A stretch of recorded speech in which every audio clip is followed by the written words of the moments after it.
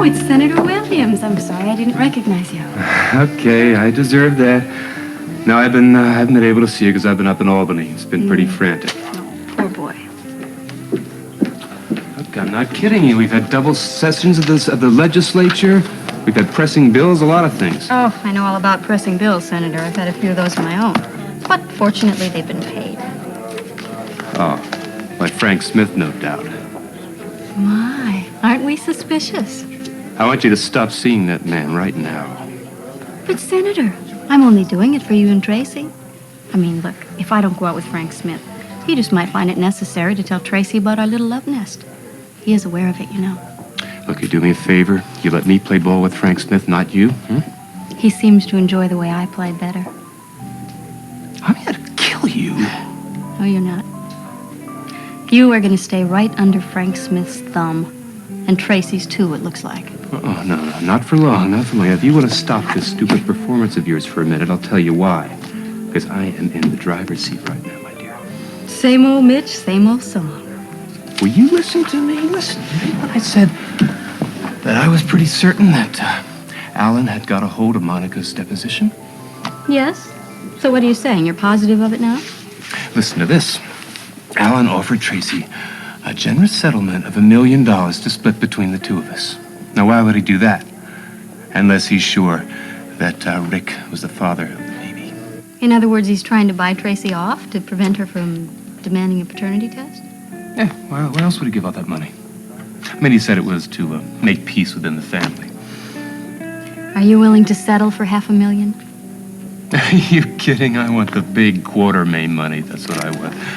But I played family peacemaker, and I told Tracy that we should settle on that. Of course, I know she won't. And she didn't buy the story, and I didn't buy it. See, here's the thing. There's got to be a hospital record of the baby's blood type that prove Alan is not the father. And you think Alan might have seen it, huh? Yeah. I'll bet my state senate seat. So what's to keep Tracy from going into the same files? Well, she'll have a tough time because she's not a doctor. But she's gonna try. And if she wins, I win. I win big. If she loses, I'm just gonna have to go after Alan Quartermain myself. Ah, the blackmail scheme you mentioned earlier. And maybe win an even bigger pot. You see, I'm convinced that Alan's pride will not allow him to reveal that he is not the father of the baby. So, I'm in the catbird seat. I can't lose. Well, I wish you luck, friend. Hey, what is this friend business? Come on, I'm doing this for both of us. Now, why don't you take the ice out of your veins and just meet me at the apartment later? Sorry, I have a date. Hello. It's nice to see you again. Couldn't stay away. Will I see you tonight? Of course. I'll send the car to call for you when you get off work. Oh, lovely. Thank you. Your luncheon guest has arrived, as you can see. Hello, Mitch. How are you, Mr. Smith? Fine, thank you. Good. Right this way, please.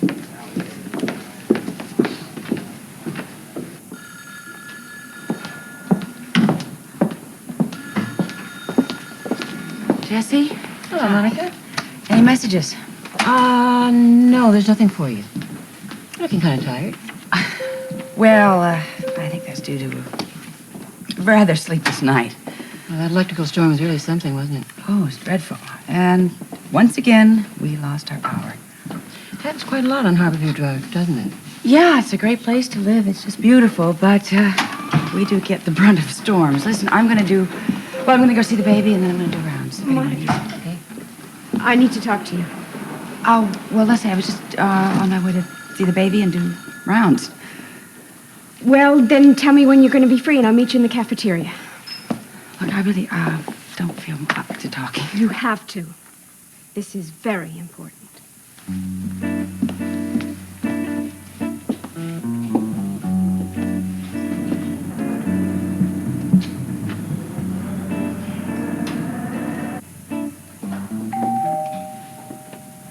Who is it?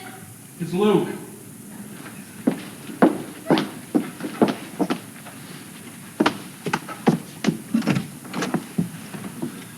Hi.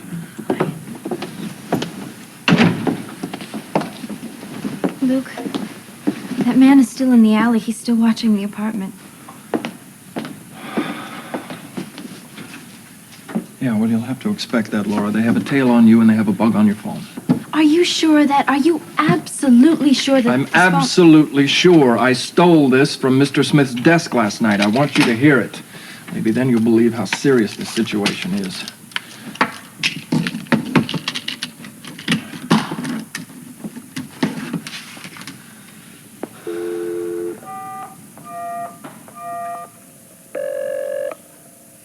Information. May I help you? Yes, operator. I'd like the number of the FBI, please. The local number for the Federal Bureau of Investigation is 555-2121.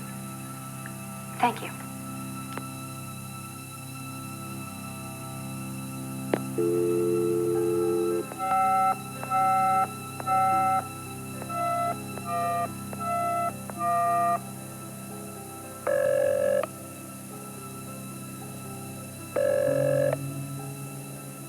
Federal Bureau of Investigation. Federal Bureau of... Now, will you believe I've been telling you the Luke, truth? what are we gonna do?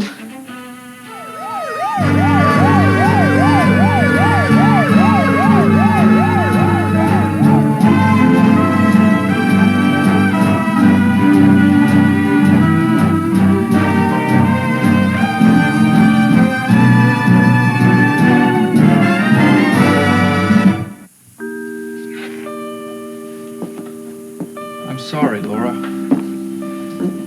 I'm sorry, but you had to hear that. You had to know. Please don't cry. Here. Now, I won't let anyone harm you. I'll do anything to protect you. I'll be with you as much as I can during the day, and at the night, you'll be at the disco. You'll be safe there. You'll be safe from me, too, if that's what you're thinking about. Come on. Sit down.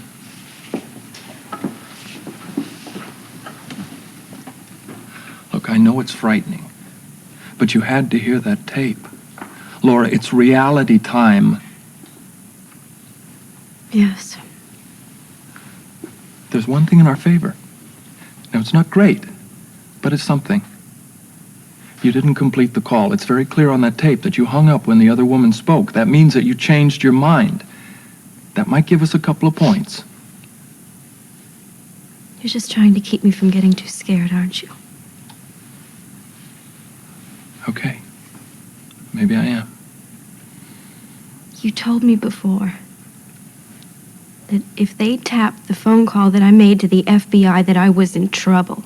Big trouble. We'll just have to get through the next few weeks, that's all. We have to prove to them your loyalty, prove to them that you'll keep your mouth shut, then nothing will happen.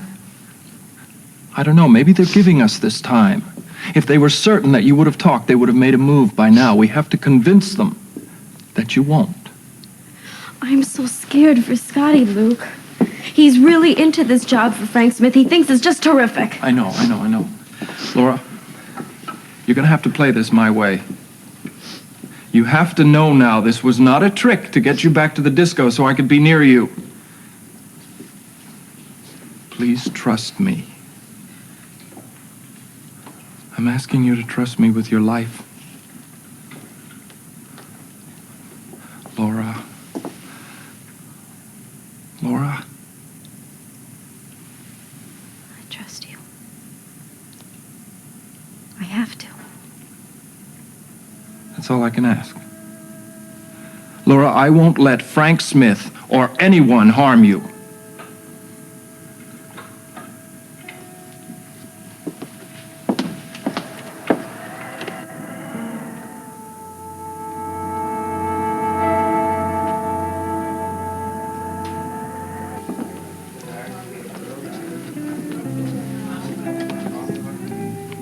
Mitch, before your wife joins us for coffee, I want to make sure of that vote, of your vote on that bill that's coming up next week. You've already expressed your wishes on that matter, Mr. Smith. I don't want it to pass, Mitch. I'm just one vote. I'm just one man. I've got some other senators in line. They'll vote correctly. For what it's worth, I'll vote nay on SB 422. Good. I won't forget your efforts. Gentlemen, I'm sorry you haven't finished lunch yet. I'm a bit early. Oh, no, you're right on time. We just ordered coffee. Oh, good. Did Mitch tell you about his new bill? If it passes, it's going to be a real feather in his cap, isn't it, Mitch? No, she's talking about a bill that I'm going to introduce myself. Oh, You I haven't see. told him yet? Oh, you are so modest, Mitch. Yeah, it has to do with more recreational facilities in the state, parks, things like that. Ah, Of course, it'll include marinas for pleasure craft. Yes, that's very important in the Port Charles area. no, I can see the benefits immediately. Absolutely. I mean, people scrimp and save to buy a boat and then find out that the dock facilities are far too expensive and there's that endless checking in and out. Yes, and with state supervision, they can get a boat in and out without all the red tape. I think that's a very good idea you've come up with, Mitch. Thought you'd like it. There you are. Susan, you look really lovely this afternoon. Don't you think so, Mr. Smith? Oh, she's always lovely.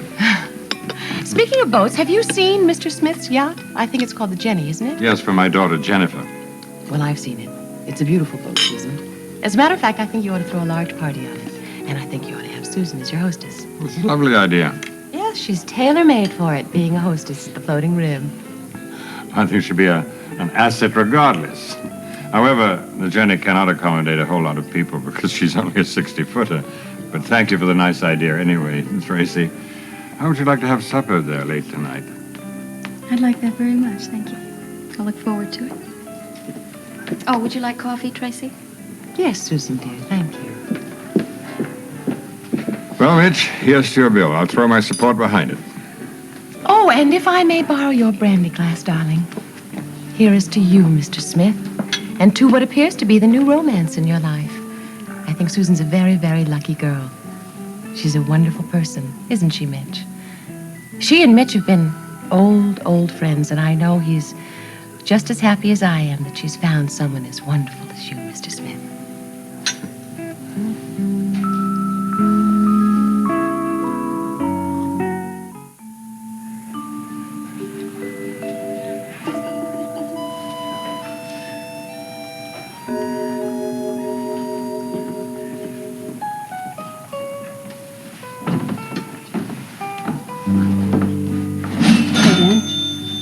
No, it's you.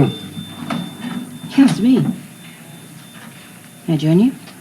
It's up to you. Well, I'd like to, then.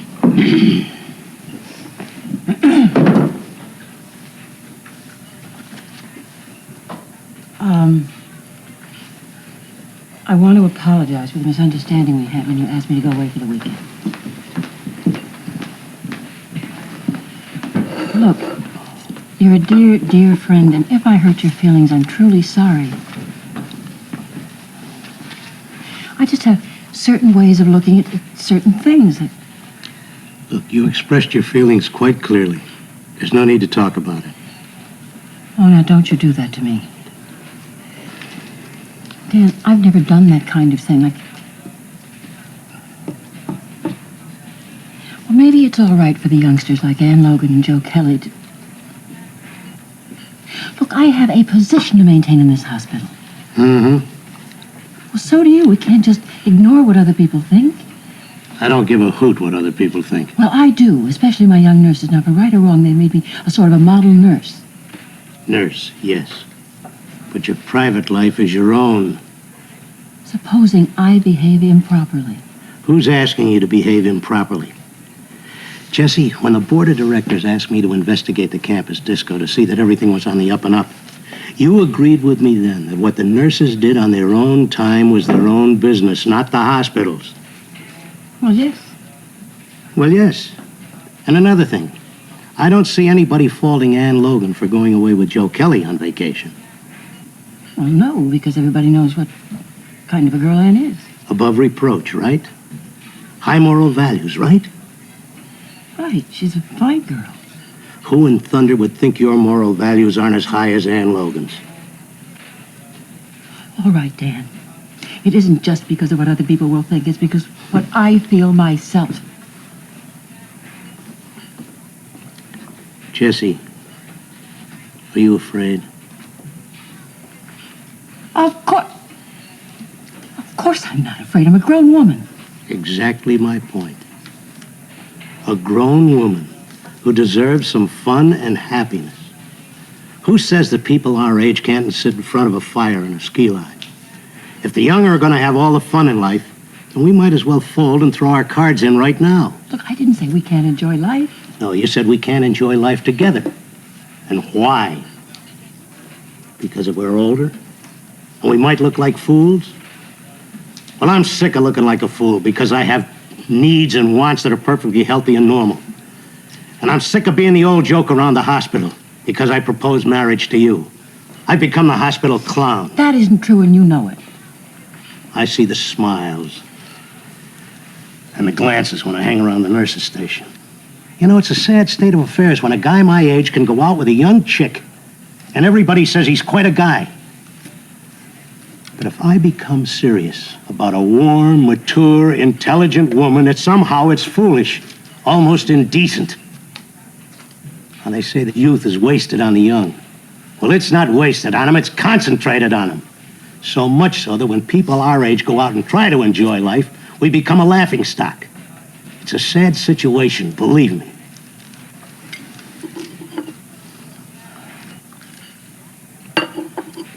What you're saying makes an awful lot of sense. Jessie, I didn't ask you to do anything improper. I realize that. All I want is for the two of us to go away some weekend together and enjoy ourselves. Now, if that's the crime of the century, then I apologize. No. I apologize. Will you, let me think it over? I'm not used to your coffee maker. I hope this isn't too strong. Thank you. Are you feeling any better? It was just such a shock, hearing the phone call that I made to the FBI. Tell me what made you hang up. I sensed the trouble that I would be in if I completed the call. I see. I put you and Bobby in a bad spot too, didn't I? Oh, we can handle that. But I let you both down. Why do I make such a mess of everything? Look, Laura, this is over and done with. Just don't brood about that. Can you convince Mr. Smith that I won't go to the authorities? I'll do my damnedest. Look, I can't believe this is happening to me. It's like the movies or something. Laura, this is real. This is real. All you have to do now is be cool. Don't go anywhere alone. How can I explain that to Scotty? Look, I don't know. You tell him anything, but I don't want you to go into the street alone. And I'll make sure you get home safely after work if he can't pick you up, because I know he's busy cramming for his bar exams. Okay. Okay, I'll try to be careful. I just hope that I don't run into Mr. Smith or that Bill Watson. He gives me the shivers. I know. Look, there's one more thing. Last night when I stole the tape from Mr. Smith's den, I had to get more involved with Jennifer than I wanted to. Involved? How? Well, I needed her help to get out of the house. They had guards all around looking for a prowler. So I made up a story. I told her that I'd come back to the house to be alone with her. And now I think she's falling in love with me or something. But I just needed her help to get out of the house without tripping the alarms. What you do in your personal life is no concern of mine.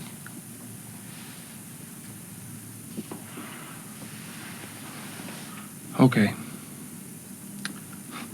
Kind of hoped it was.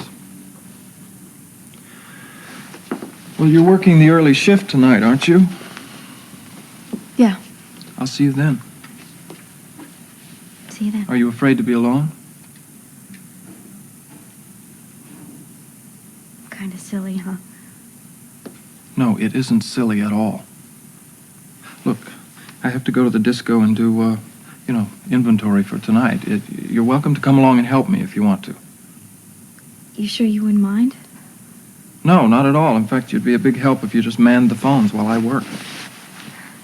Thanks. Okay, I should warn you about one thing, though. Smith or Watson may drop by there. I'm going to have to get used to seeing them sooner or later, aren't I? Okay. Get your things. We'll go to the disco.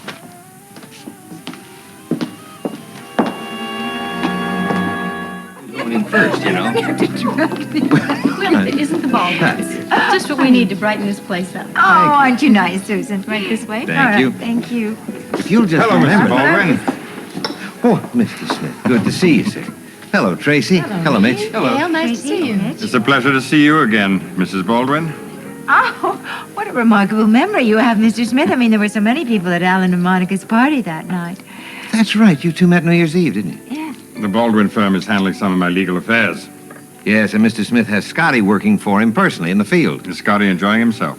Oh, very much. He's delighted. He is bubbling over with excitement. He's a very bright boy, and he'll do some good things for us handling the affairs down at the waterfront. He created a big impression there the other day. Oh, good. Well, I'm glad to hear that. Well, perhaps I can come over before I leave and tell you all about it. Oh, that would be lovely. Please do. I will see you later. I'm sorry about the interruption. Not at all. You've hired a very fine firm. The best. There's nobody in the city more respected than Lee Baldwin. But, now back to your new bill, Mitch. I think it would be important to approach the governor about getting some backing. Oh, I'll send Tracy over to sit on his lap. You know about Stevens? Oh, yes. He's a friend of the family's. I've known him since I was a little girl. Oh, yes, I remember. Bart mentioned you when we were talking about Mitch's political career. He's very fond of Tracy. I can understand that. You're an enchanting woman. Oh, really? It's amazing, isn't it, how we've all become involved through politics and business? It's sort of as if we all belong to the same club or organization. Yes. It does seem like that, doesn't it? He's really quite charming, isn't he? Who, Mr. Smith? It's a fascinating man. And a highly respected man. You know, I think Scotty has a wonderful opportunity starting to work for a man like that before he's even past the bar. Now, Scotty's well aware of his good fortune, honey. I think General Hospital really lucked out to get a man like Mr. Smith on the board of directors. He's going to be a very important fundraiser. Well, he's already personally donated $50,000 to the Peter Taylor Memorial Fund. Did you know that? Yes, I did know that. Did you know that Steve and Diana are interviewing finalists for the scholarship awards today? Just make yourself comfortable, Paul. Thank you, Dr. Hardy. Mrs. Taylor is with us because, as you know, the scholarship fund is in honor of her late husband. Yes, you must be very proud. Oh, yes, indeed I am. Medicine was my husband's whole life. That's why it's very important to keep the spirit of the scholarship alive by finding the most dedicated medical students available. Well, I'm dedicated to medicine, although I must admit I don't come by it naturally. A doctor is chosen, has a calling, if you will. Now, we'd like to know what you want to get out of the field of medicine and what you expect to give back. Well, my whole life, if I can get the chance. Trouble is, things are tough at home, financially speaking. Well, this is what this scholarship fund is all about, Paul. Giving financial assistance to young men and women so they can devote themselves to becoming doctors without having to worry about financial problems. Not too many good students have been dropped out for that reason. Now, it's been a dream of mine that General become a teaching hospital someday, and the Peter Taylor Scholarship is the first step toward that goal. Well, Dr. Taylor was a psychiatrist. Does that mean you'll be giving special consideration to that field? No, not at all. Are you interested in any particular specialty? Cardiology, because of the work being done here by Dr. Rick Weber. Our chief of the new cardiac wing. Yes. I'd like a chance to study under a man like Dr. Weber. Well, he's one of our best surgeons. No doubt about that. But when he's not available, we have some other fine doctors on hand. Cunningham, Monica Quartermain.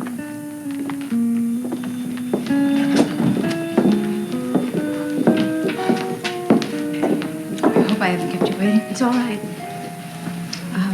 Rick told me about your worries concerning Alan, that he might know about the baby. I'm sorry, he told you. Well, he was trying to protect me in case it was true and there was going to be any kind of scandal. Well, it could be my imagination. I say, That's just out of my own guilt. Yes, it could, and I'm glad you accept that as a possibility, at least. I am paying, Lesley. I am paying dearly for everything I have done to anybody, if that is any consolation. I don't want that kind of revenge. We always suffer if we hurt someone else. Nobody has to punish anybody else. Well, I look at you and Rick and I see what I've done to your marriage. We're surviving.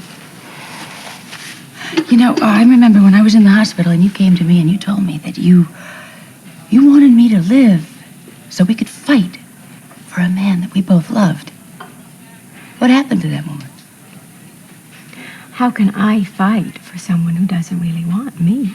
Oh, Lesley. You've always come first, Monica. No. Always.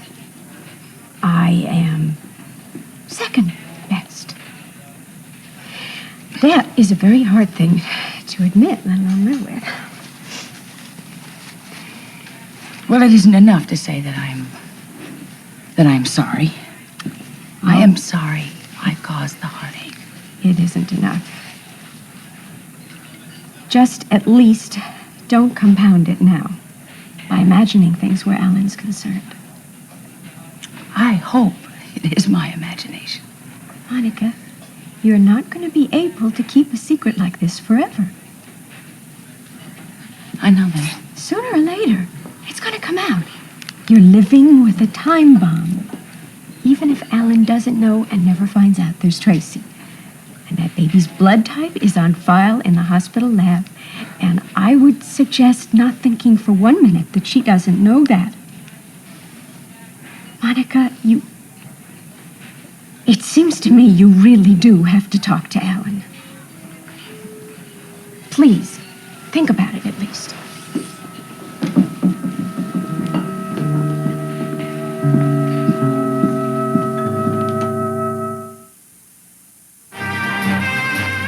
General Hospital will continue in a moment. Hello, Jessie. Hello. Howard Lansing, remember? Howard, of course. I'm sorry. My mind is someplace else. I'll say, a million miles away.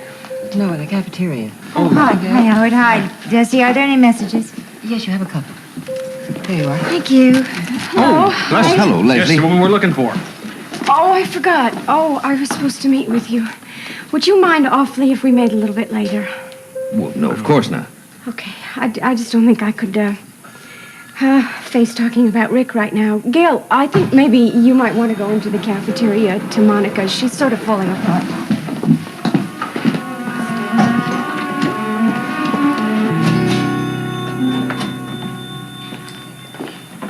Steve. If you don't mind, I'll find out what's wrong. Yeah, you go right ahead. We can talk later. Monica? Hi.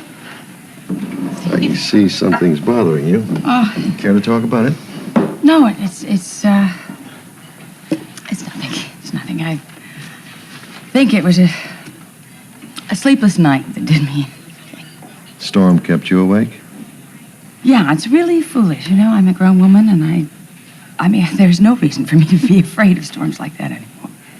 Well, Monica, it was during a terrible storm that you gave birth to your son. Storms are bound to remind you of what a close call it was for you and the baby. I wasn't really thinking of that. I'm sure you're suffering aftershock. Yeah, perhaps you're right. But your baby will be going home soon, and it'll make a big difference. Well, I know it hasn't been easy on you, Monica. I mean, you haven't been able to hold him, take care of him. I miss that. You know, once he's out of that incubator for good, your life's going to have a whole different meaning. A new meaning. Yes, I've been thinking that once we got the baby home, that things would be a lot different. Meanwhile, I'm going to insist that you take some time off. Stay home No, and recuperate. Steve. No, I want wait you a to do minute. it immediately. No, I want to work, Steve. I have to work. What you have to do, young lady, is take care of yourself. Please, Steve, please let me work. I mean it. I need to be close to the baby. All right, then. We'll wait until the baby goes home. Then you're going to take a leave of absence, and you're going to take care of yourself and the baby the way a mother should. Monica? Yeah. Hi. Glad you're here. You're just the person that Monica needs right now. I'll take over, Steve. Monica, I'm sure Alan will want you home, too. So you can be alone with the baby.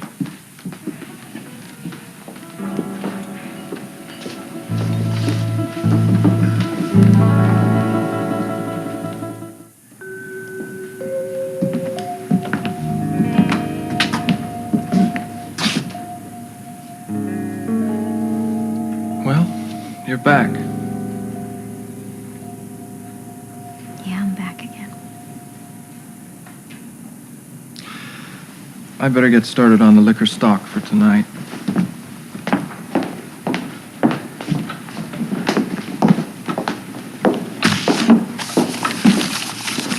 It's freezing in here, Luke.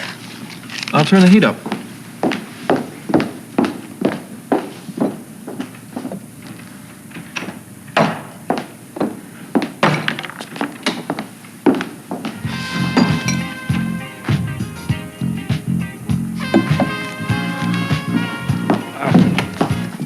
How dare you? How dare you do that to me? It was a mistake, Laura. I'm sorry. It was I a mistake. don't believe you. And you said that you were going to protect me? No, I will. I will Some protect... protection, Luke. I mean, how can I expect to get any kind of protection from a man who do what you did to me? Laura, that was a mistake. Now listen to me. I am not going to listen to you. How do I know that you didn't just make this whole thing up? How do I know that you didn't bug my phone? See, I don't know anything for certain. As a matter of fact, I am going to go to Scotty and I'm going to tell him everything, bar exam or no bar exam. You do that and you're going to put his life in danger too. Then I will go to Lee. He will know what to do, and they wouldn't dare touch a man like Lee Baldwin. Don't be a fool. Nobody is above them. It's not just Smith. It's an entire organization. And they play for keeps. Nobody is going to be safe if you tip this thing, Laura. Not even Lee Baldwin.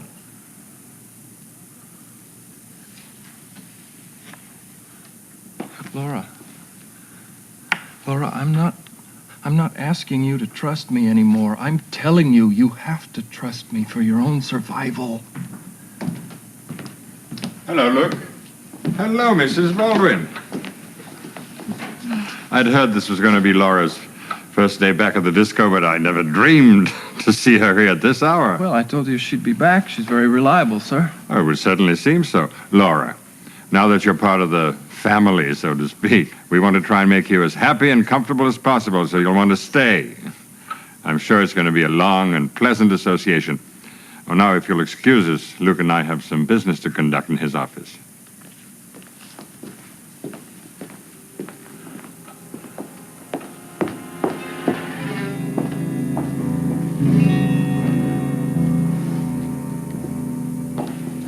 Here now, you drink this cup of hot tea. Thanks.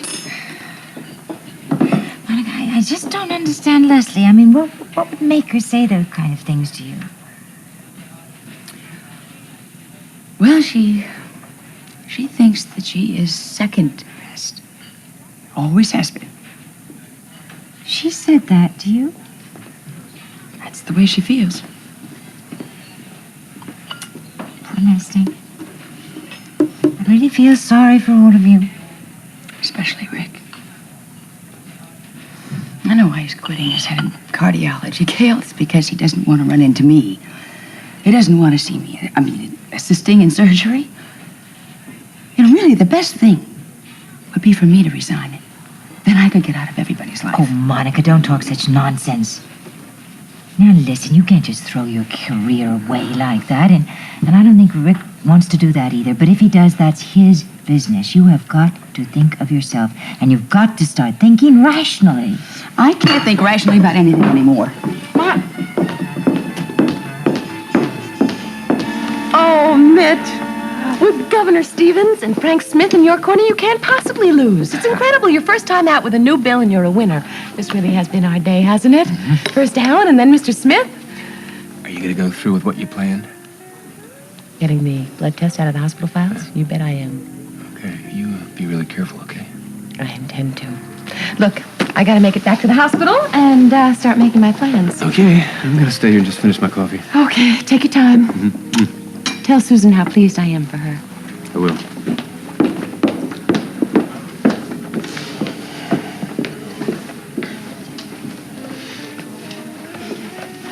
Okay, now I want you to tell me exactly what you've been doing, huh? Mitch, leave me alone. I have work to do. You're gonna sit down here.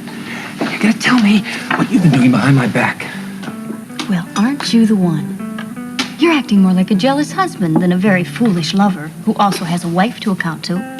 Just where do you get off cross-examining me about my personal life? We made plans together. Yeah. We made plans to have a life together. Well, forgive me if I don't sit around in anticipation holding my breath, huh? Look, you married the Quartermain fortune. What's to stop me from marrying the Smith fortune? The gentleman happens to be treating me very nicely, Mitch. Very nicely indeed. With no pressures of any kind. He's treating me like a lady, which is quite a change. And you know what? I like it. I like it a lot. So just what do you intend to do about that?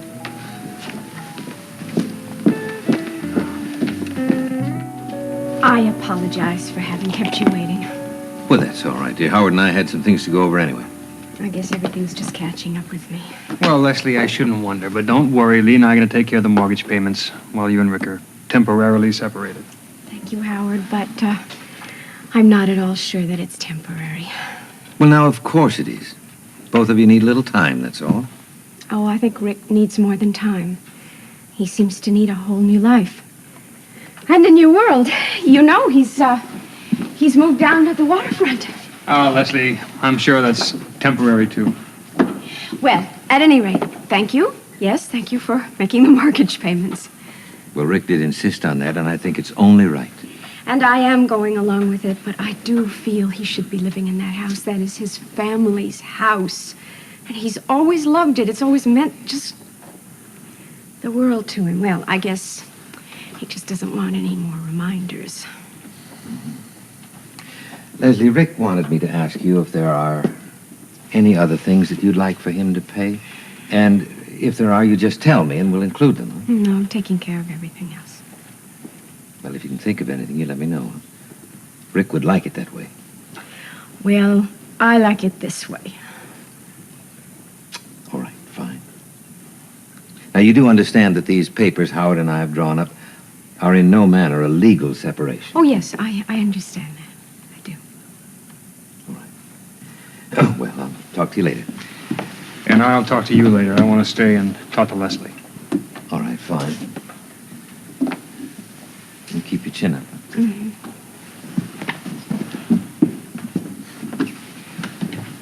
Lesley, this came by mistake to the Metropolitan Club. It was forwarded there, and it's addressed to you. Oh. I picked up and thought I'd bring it to you. Looks like a bill.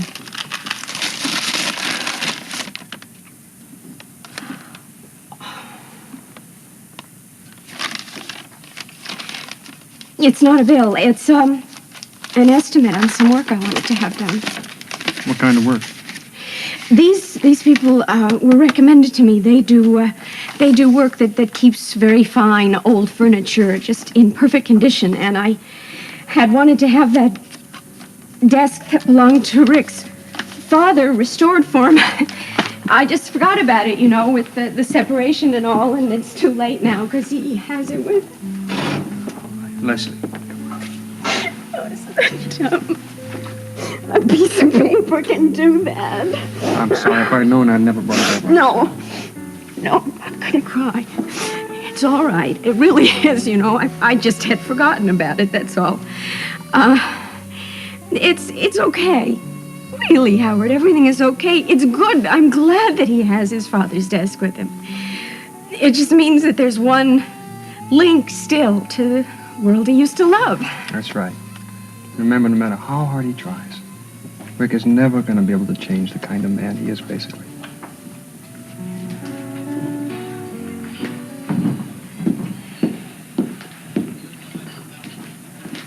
Hi, honey. Did you talk to Monica? For what good it did. Well, what's going on inside that girl? What isn't going on inside that girl? It's that bad. It's terrible, Lee. The awful look of fear in her eyes. Well, what's she afraid of? Is Alan threatening her, hurting her? No, she says he hasn't. I think it's her own fear. I think it's her deep-rooted fear that the truth is finally going to come out.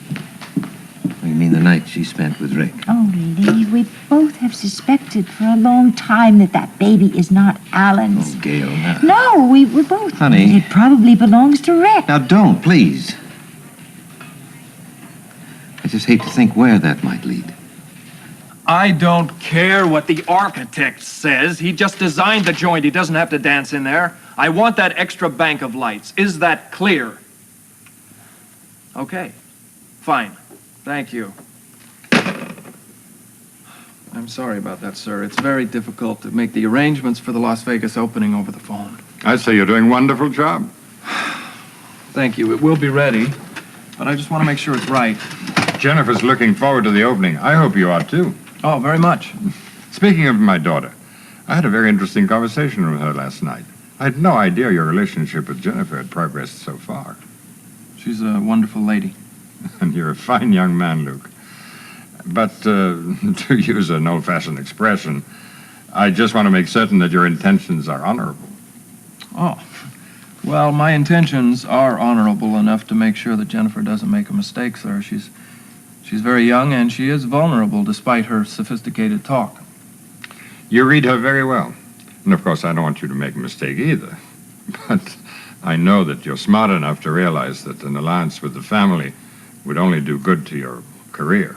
Yes, I'm sure. I see big things ahead for you with me and the organization. Believe me, Luke, I'm quick to reward as well as to punish. Sir, I'm aware of that. I've seen it in operation. Of course, I don't like to punish people at all, really. Take the Baldwin girl. I'd be very unhappy to find out that she's not the sweet, innocent girl that you think she is. In fact, I wonder if she really isn't a real threat to the organization. If that were the case, I'd... Sir, are you telling me that her life is in danger? I'm simply telling you, Luke, that I want no slips, no miscues. Neither Laura Baldwin nor anyone else is above the organization. Mr. Smith, making a move against Laura Baldwin would be making a very big mistake. You'd be hitting against the core of a respected family. It's dangerous. It's equally dangerous not to obey orders. Never underestimate me or the people above me. She'd better be clean and stay clean. Understand? Yes, sir. I like you, Luke. And Jennifer is more than interested in you, but I always have to think first of the safety of the organization. Remember that, my boy.